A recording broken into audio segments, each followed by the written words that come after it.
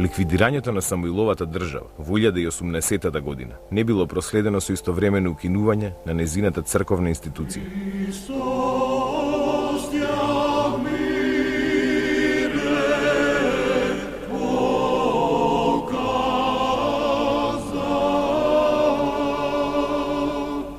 Охридската патријаршија продолжила да функционира формално во понизок ранг, како автокефална архиепископија, неподчинета на ниту една патријаршија. Нејзините архиереи лично ги поставувал византискиот цар.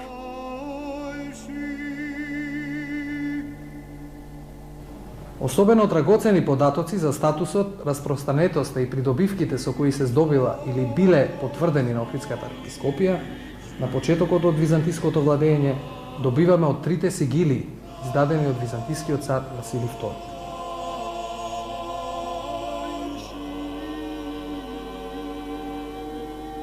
Според првата сигилија од 1019 година, во својата диецеза Охридската архиепископија имала 17 епархии, кои биле дел од Охридската патријаршија во време на Самуиловата држава.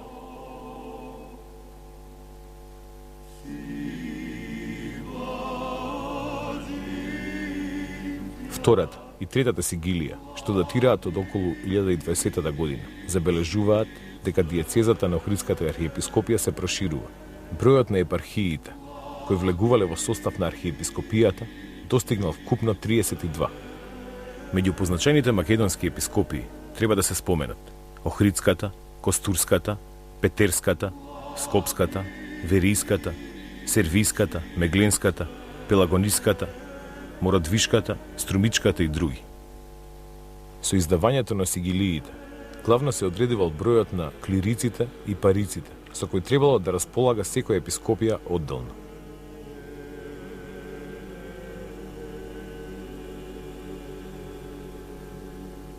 Конкретно, Охридската епископија, која била раководена лично од архиепископот во Охрид, Преспа, Мокра и Кичево, располагала со 40 клирици и 30 парици.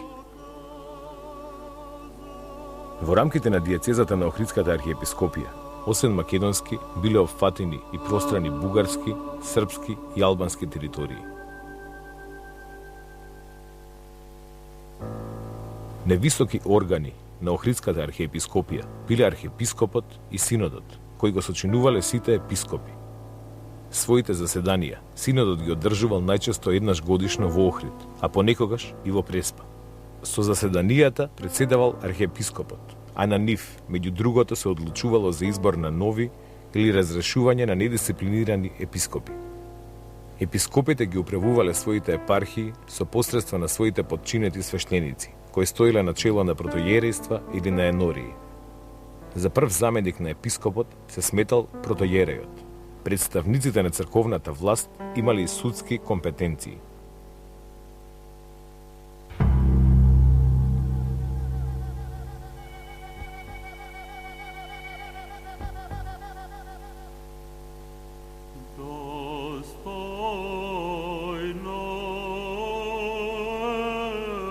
Првиот охридски архиепископ на почетокот од византиското владење, споменат во првата сигилија на царот Василий II, се викал Јован.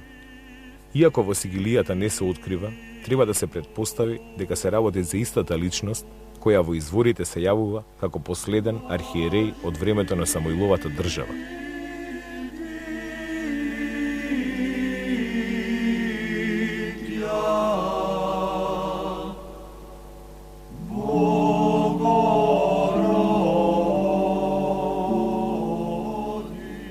По замонашувањето, Јован станал игумен на манастирот Света Богородица во близина на Дебар, од каде потоа веројатно бил поставен за охридски патријарх. Како последен црковен поглавар од македонско-словенско потекло, роден е во село Агнодика, Дебарско, Јован останал долго на црковната поглаварска позиција. Царот Василий II, со задржување на архиерејот Јован и издавањето на трите сигилии, му било особено важно да обезбеди континуитет во функционирањето на црковната организација во лицето на Охридската архиепископија. Неговата цел била јасна побрзо и полесно интегрирање на поранешната територија од Самуиловото царство во рамките на проширената Византија.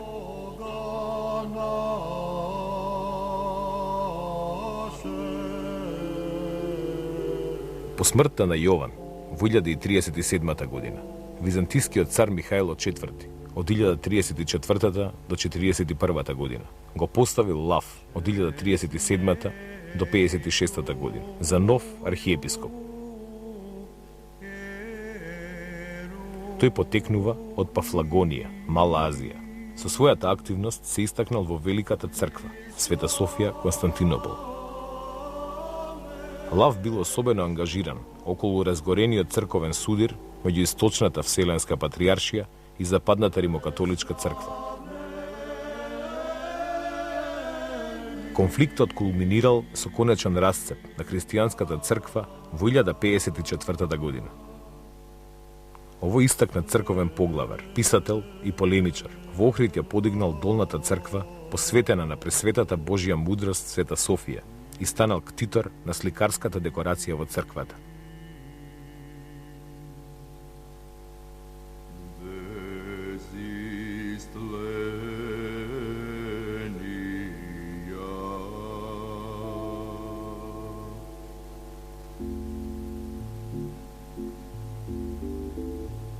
Во најдоминантното културно и духовно јадро на Охрид е втемелен најстариот средновековен христијански храм, Катедралната црква Света Софија. Не е случајно што оваа црква било избраното место за црковните народни собори. Првиот за возобновување на Охридската архиепископија во лицето на МПЦ, а подоцна и за прогласување на незината автокефалност.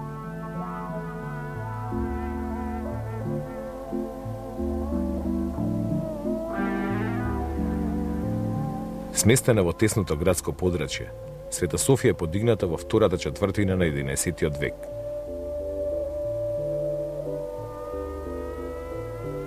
Незината изградба се поврзува уште и со владењето на цар Самуил и преселувањето на црковниот поглавар од Преспа во Охрид.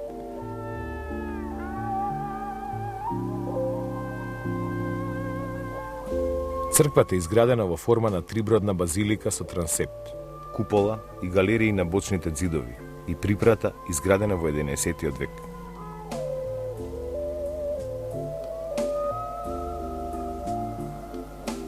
Црквата истовремено представува и ретка галерија на средновековното сликарство. И покрај поврзаноста со уметноста на византиското свештенство, фреско сликарството на црквата Света Софија неодминливо било создавано и во новото словенско опкружување во Охрид и Македонија. Незините фрески едновремено содржат многу специфични и универзални иконографски карактеристики. Со посериозни конзерваторско-реставраторски зафати, откриено е дека најстарите фрески датираат од 11 век.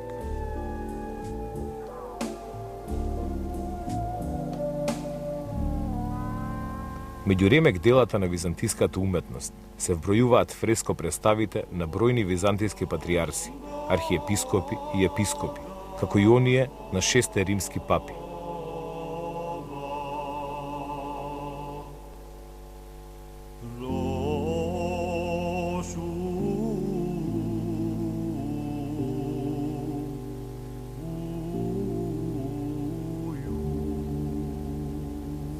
Треба да се издвои најстариот познат портрет на големиот словенски просветител Свети Кирил Солунски, на брат му Свети Методи и на нивниот најпознат ученик Свети Климент Охридски.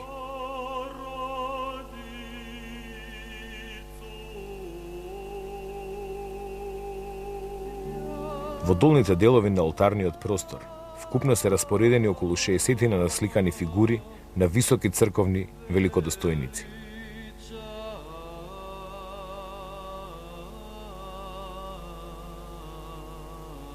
Во средишниот појас на олтарниот простор насликани се фреско представи со евкаристична и литургиска содржина.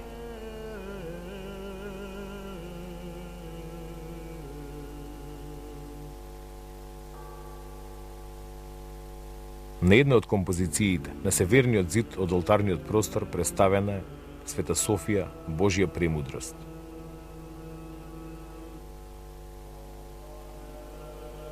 Главната композиција во апсидата е причестување на апостолите. Во школката на апсидата е представена Света Богородица на престол со малиот Христос. Дјаконикот е резервиран за представи од житието на Свети Јован Крстител.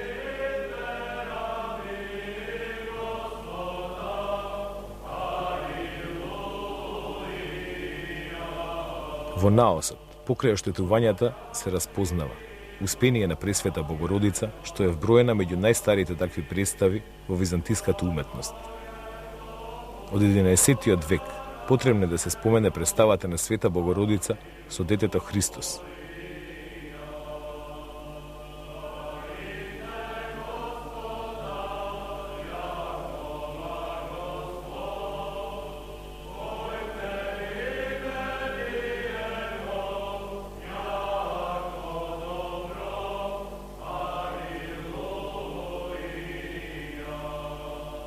Во 1313-14 година било завршено градењето на така наречената Григориева припрата, галерија, доградба на катедралната црква Света Софија. Името го добила според актуелниот архиепископ Григорий, кој бил нејзин ктитор.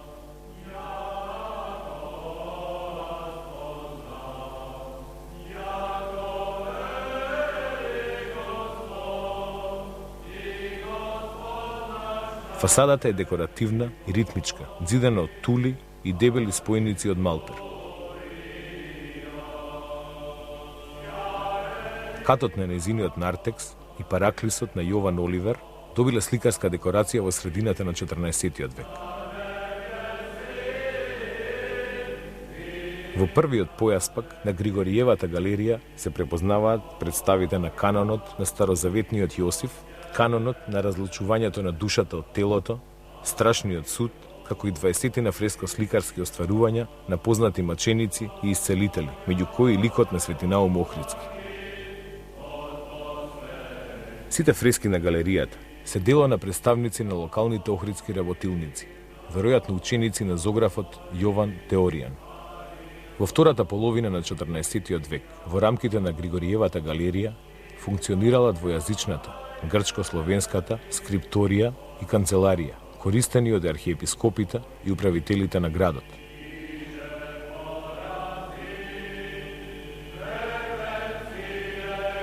Скоро сите охридски поглавари, за време на своето служење во црквата Света Софија, оставиле видливи белези како на нејзината функција, така и на нејзината физиономија.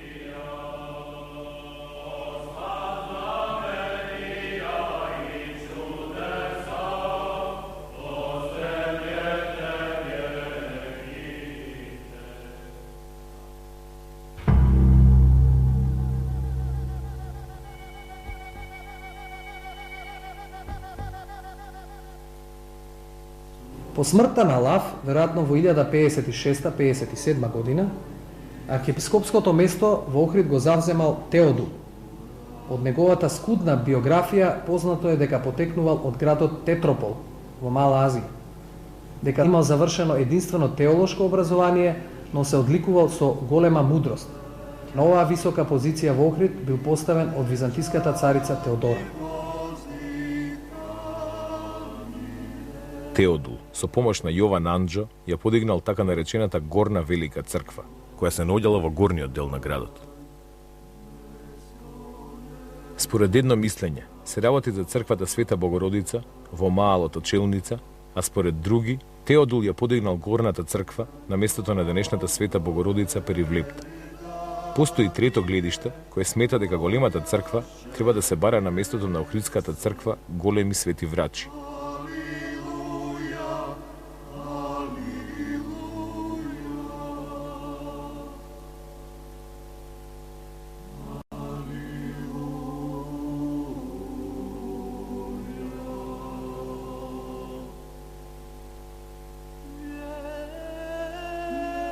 Јован Лампин, монах во еден од малоазиските манастири на планината Олимп, на архиепископската позиција бил поставен во 1064-65 година од византискиот цар Константин Дука.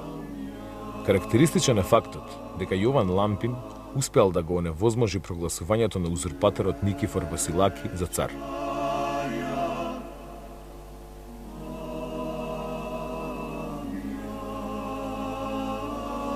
Анонимниот продолжувач на византискиот хроничар Јован Скилица во своите хроники ја забележува промената на охридскиот архиепископ Јован Аин. Пред да дојде во Охрид, бил игумен на Арицискиот манастир, за кој што не постои можност да се лоцира. Се чини дека Јован Аин релативно кусо време се задржува на архиепископската позиција. Во поголем дел од владењето на византискиот цар Алексиј I Комнин од 1081 до 1118 година, Теофилакт од грчкиот остров Евбеа се наоѓал на важната архиепископска позиција во Охрид. Постојат различни предпоставки кои почетокот на неговото присуство во Охрид го сместуваат во 80-тите години до почетокот на 90-тите години на 11-тиот век. Без сомнение, тој представува еден од најстакнатите византијски интелектуалци во тоа време. Како млад ѓакон во Света Софија во Константинопол бил назначен за мајстор на говорниците. Неговата активност и репутација му овозможиле на царот Алексиј I да го ангажира за учител. По неговото ненајдено испраќање за архиепископ во Охрид во почетокот на неговиот подлог престој се чувствувал мощно непријатно, како што вели во своите писма, живее во провинцијскиот амбиент. Значаен дел од неговото творештво се дела со хагиографска содржина. Од преписките што ги водел, познато е дека вложувал голем труд во одбраната и проширувањето на правата и привилегиите со кои располагала Охридската архиепископија. Во времето на предметниот архиепископ, бројот на епархиите на Охридската архиепископија изнесувал нешто преку 20, што значи дека приближно за едно столетие нивниот број бил намален за 1/3. Следниот архиепископ се викал Лав Мунк и тој бил поставен околу 1108 година од царот Алексиј I. Всушност се работело за покрстен евреин и пред да дојде во Охрид, тој работел како мисионер меѓу јазичниците. Како веројатен наследник на Лав се појавува Михаил, уште наречен и Максим. За него единствено е познато дека пред доаѓањето во Охрид службувал во патриаршиската канцеларија во Константинопол. Јован Комнин, син на севастократорот Исак Комнин и роднина на византискиот цар Алексиј Комнин, бил управител на Драчката тема. Во 1143 година Јован веќе е поставен на позицијата Охридски архиепископ. Автор е на 2 мемуарски дела. Впечатлива е неговата активна улога во борбата на официјалната црква против разните еретички движења и учења. Во периодот до 1160 година за Охридски архиепископ бил назначен Константин I, кој учествувал на Цариградскиот црковен собор во 1170 година. Во 1183 година се споменува некој анонимен охридски архиепископ, а некое време после таа година на Охридскиот престол доаѓа Јован Каматир, кој мощно долго се задржал на високата црковна позиција во Охрид до 1215 година.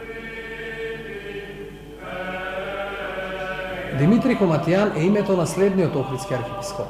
Потекнувал од Ликија, а пред да биде поставен на оваа висока позиција, тој бил хартофилакс во времето од 1200 до 1217 година. Коматијан бил поставен на високата црковна позиција од страна на епирскиот деспот Теодор I Ангел, кој што владеел од 1214 до 1230 година. Коматијан е еден од најспособните архиепископи. Оставил богата збирка на писма и документи од Сидоникалниот суд на архиепископијата, кои представуваат драгоцени извори за македонската и балканската историографија. Автор е на краткото Климентово житие Хоматија. Тој особено се грижи да ги заштити и унапреди правата и привилегиите на архиепископијата, поврзувајќи ги незините црковни традиции со архиепископијата Јустинијана Прима.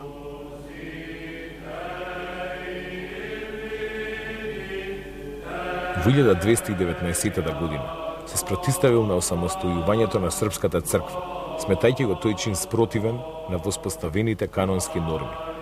Со право се смета дека во негово време архиепископијата била целосно независна и автокефална институција која во рамките на епирската држава имала улога на црква од прв ред.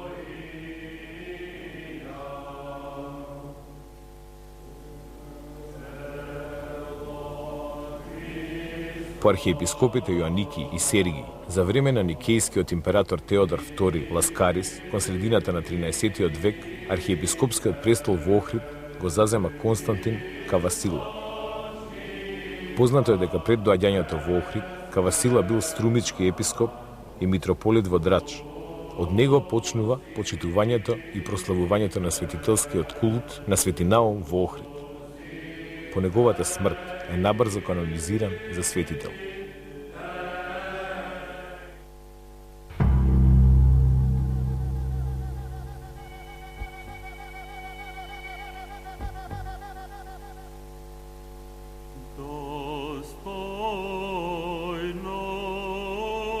Во 70-тите години на 13 век служи архиепископот Јаков. Останал кратко време во Охрид, пошто заминал за Света Гора. Се предпоставува дека бил приврзаник на унијатската црковна политика од времето на византискиот император Михаил VIII Палеолог. По архиепископот Адријан, од страна на византискиот император Андроник II, од 1282 до 1321 година, за охридски архиепископ бил поставен Генадий. Иако кратко време во Охрид, својот престој го доживувал како заточеништво во туѓина. Тој бил дури и кандидат за цариградски патриарх. По српските освојувања од 80-тите години на 13 век, во текот на втората декада од следното столетие, таа ги загубила Скопската, Дебарската и Мородвишката. По отпаѓањето на Кечевската енорија од рамките на Охридската епархија, таа била ограничена на базените на Охридското и Преспанското езеро и дел од долината на реката Дрим. Така Охридската архиепископија била сведена на вкупно 11 епархии. Династијата на палеолозите, почнувајќи од својот втемелувач Михаил VIII Палеолог, била особено благонаклоно расположена кон Охридската архиепископија. Византиските цареви за остварување на одредени политички акции, во кои била неопходна црковна кооперативност и поддршка, многу полесно ја добивале од Охридските архиепископи отколку од цариградските патриарси, кои често биле вовлекувани во антидинастички интриги. Всушност, палеолозите се труделе од Охридската архиепископија да направат столб на владењето на својата династија во Македонија, па така зависноста на Охридските архиепископи од византиските цареви била речиси безусловна. Ова го потврдува и случајот од 1299 година, кога Охридскиот архиепископ Макарий, поставен од византискиот цар Андроник II, на реката Вардар ги венчал српскиот крал Милутин и малолетната византиска принцеза Симонида. Цариградскиот патриарх објавил дека тој брак е неканонски и одбил да го благослови. Но за актуелниот византиски цар, династичкото поврзување помеѓу Византија и Србија било многу поважно отколку почитувањето на црковните канони. Охридскиот архиепископ Григорий I се споменува во времето кога во Византија била во тек граѓанската војна од 1321 до 1328 година.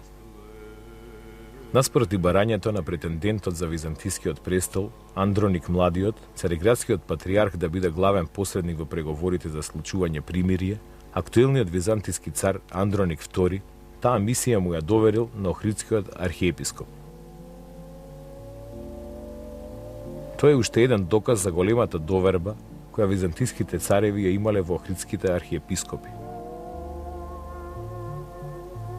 Григорий пишувал поетски творби посветени на Климент Охридски и придонел да се заокружи Климентовата грчка богослужба, која била преведена на словенски јазик уште во 14 век. Потврда за тоа дека византиските цареви се грижеле на Охридскиот архиепископски стол да назначуваат образовани и способни архиереи, било и поставувањето на Антим Метохит. Тој е спомнат како учесник на Цариградскиот црковен собор во 1347 година. Воедно и последниот архиепископ во времето на Охрид под византиска власт.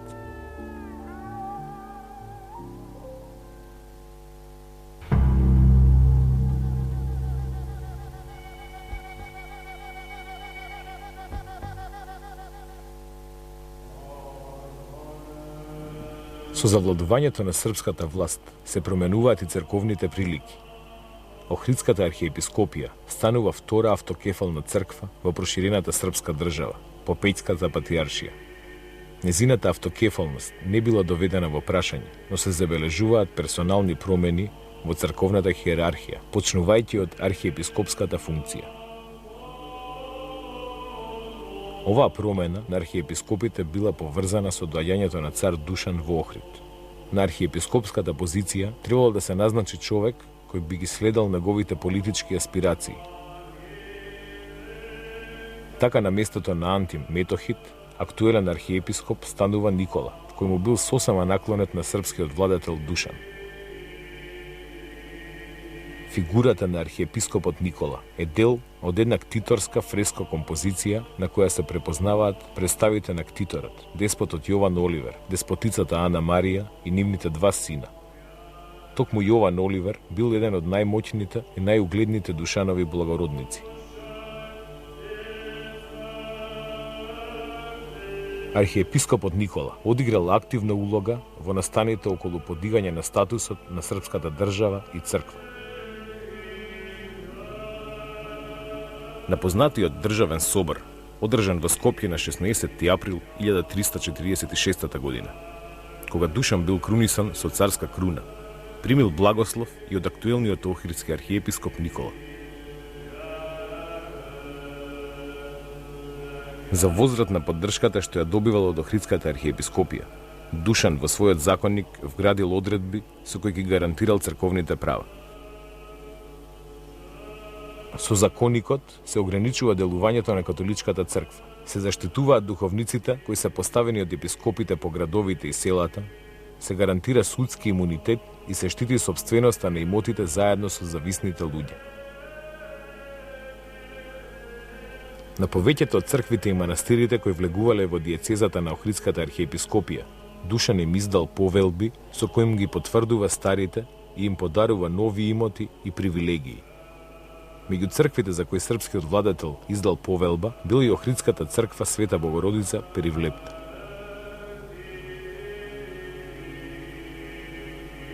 Од последното споменување на архиепископот Никола и првото споменување на следниот охридски архиепископ Григорий II, постои околу 20 годишен временски вакуум во изворите. Затоа не е познато кога Никола заминал од функцијата, а кога Григорий II дошол, или дали во меѓувреме може би имало некој друг, за сега непознат охридски архиепископ. Световната власт во Охрид најпрво била во рацете на последниот српски цар Урош 1355-1371 година. Потоа на прилепските кралеви Волкашин и Марко и најпосле припаѓа на охридскиот жупан Андреа Гропа. Кон крајот на 10-годишниот период на владење, кога царот Урош располага со суверенитетот над архиепископскиот град Охрид, за прв пат се споменува и охридскиот архиепископ Григорий II. Охридската архиепископија тогаш сосема се ослободила од соперништвото на српската патриаршија и станала единствен црковен авторитет. Различно од архиепископот Никола, кој целосно го поддржал издигнувањето на статусот на српската држава и црква, Григорий II ги обновил прекинатите односи со Цариградската патриаршија. За обновените односи меѓу двете цркви зборува писмото упатено од Цариградскиот патриарх Филотеј до Охридскиот архиепископ Григорий II во 1367 година. Во него, патриархот го повикува архиепископот заедно со своите архиереи веднаш да тргне на престојниот собор во Цариград. Патриаршијата ја очекувала поддршката од Охридскиот црковен центар во спротивставување на унијатската политика на византискиот цар.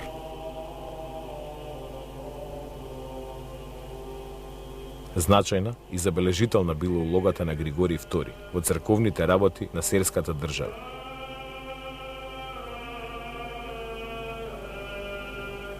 Постои само еден податок кој зборува за неговиот престој во Сер. Од тој единствен податок, кој е содржан во грамотата издадена од Углеша во 1369 година, се дознава дека на заседанието на Деспотовскиот синод првото место меѓу црковните великодостојници го заземал архиепископот Григорий II.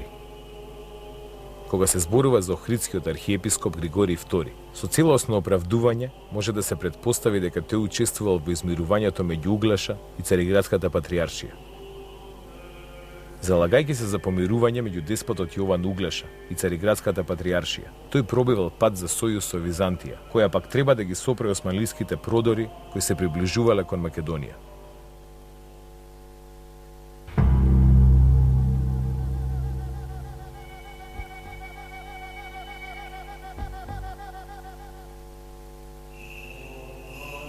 Помаричката битка 1371 година и загинувањето на Волкашин, врховната власт во Охрид на некое време ја превзел кралот Марко.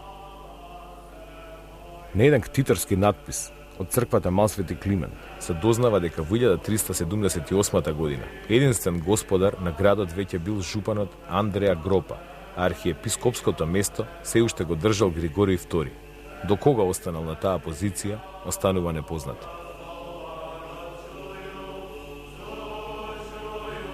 Охридскиот архиепископ Јован бил последниот засега познат охридски поглавар од 14 век. Тој се споменува во времето кога власта во градот веќе имал превземено моќниот благородник Карло Топија.